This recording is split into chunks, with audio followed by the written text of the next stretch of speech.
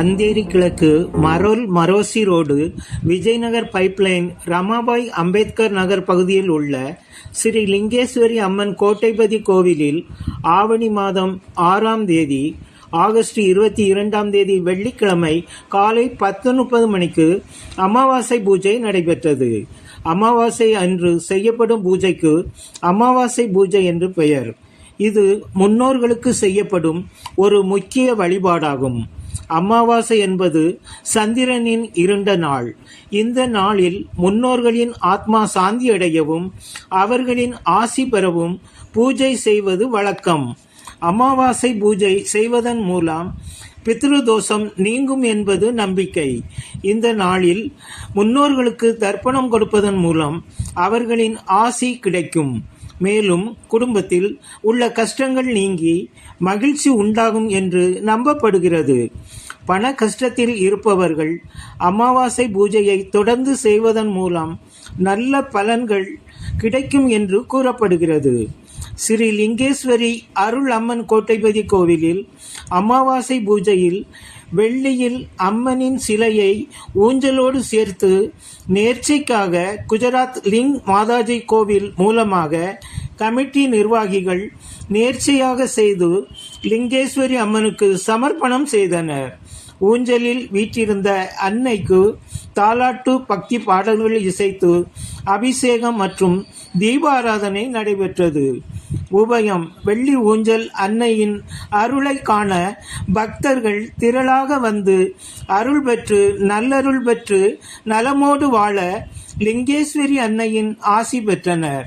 அன்னையின் அருள் பெற்ற ஆதி குருவிற்கு பக்தர்கள் பன்னீரால் அபிஷேகம் செய்து தீபாராதனை செய்தனர்.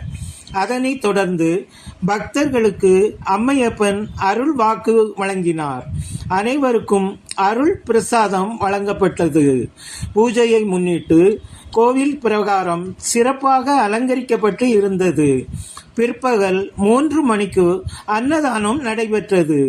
அமாவாசை பூஜை நிகழ்ச்சி ஏற்பாடுகளை கோவில் தலைவர் ஆதிகுரு தங்கத்துரை அம்மையப்பன் வெகு சிறப்பாக செய்திருந்தார்.